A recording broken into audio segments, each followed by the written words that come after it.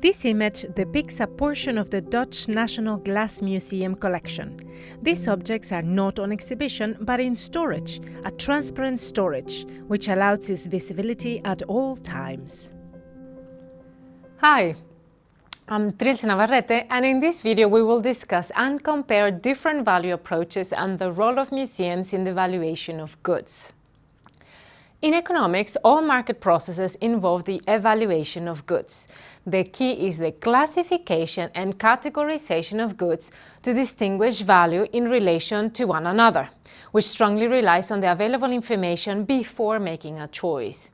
Economic value is expressed as a measure of preference or utility in the market, generally as the price paid for a good. Price, or the exchange value, is only an indication of the total value of the good. Currency is the scale, which is extremely handy because it can be translated to any other desired currency. Cultural value is similar in that it serves as framework to position the good in relation to others, even if these are not for sale. You might have a museum with unique, well-preserved, representative objects that are valued within a specialized scale. Preference will be informed by a number of value scales, depending on social conventions and context, and might change in time. This is why value is known as various and variable.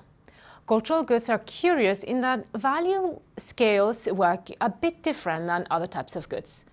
Cultural goods are heterogeneous goods, such as museum collections. They're all different. How can you compare them?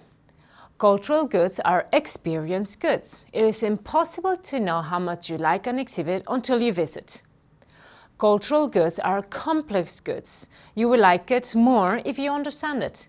The more you know about a museum object, for instance, the more you will be able to appreciate it. Similarly, the more you visit museums, the more you will like them. This is what economists call taste formation. In that sense, museums are important valuation institutes because they produce the information that helps us learn and understand how to position goods in a number of value scales.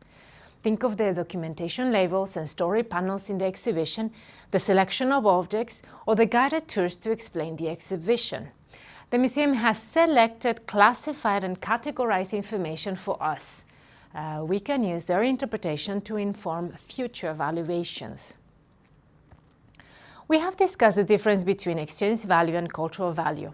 If you have not seen the video on the application of various dimensions of cultural value to museum objects, please check it out.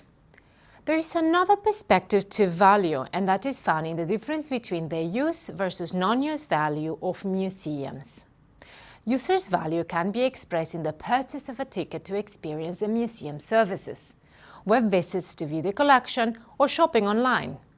These users on-site and online will acquire information about the museum to inform future valuation. But what about the rest of the population who do not visit museums?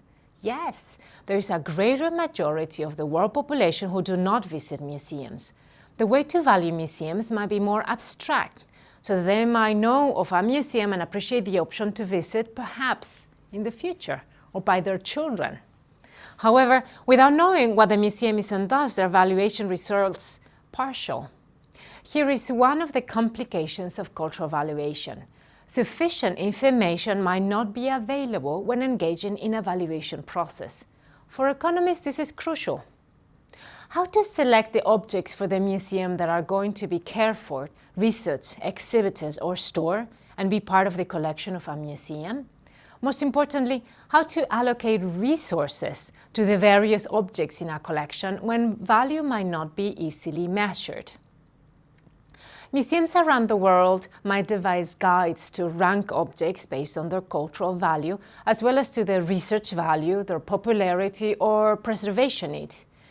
Balancing the use of resources for preservation, exhibition, and research of the objects in the museum is perhaps one of the most challenging activities museums experience on a daily basis.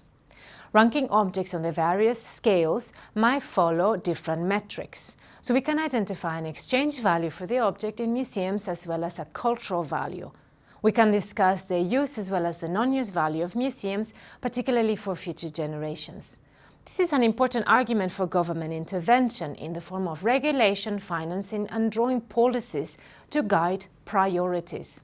In the video on cultural policy, we will further discuss the role of government in the allocation of resources and the tools to inform such decisions. Adding the exchange value, the cultural value, the non-use value, and further external effects of a good is what some socioeconomists might call the worth of a good. This was the video on discussing the value of museums. Thank you for watching. You should now be able to identify the classification and categorization process that informs all your choices throughout the day. Hopefully, this will include a museum visitor too. A list of references relevant to this topic is available at the end of the video.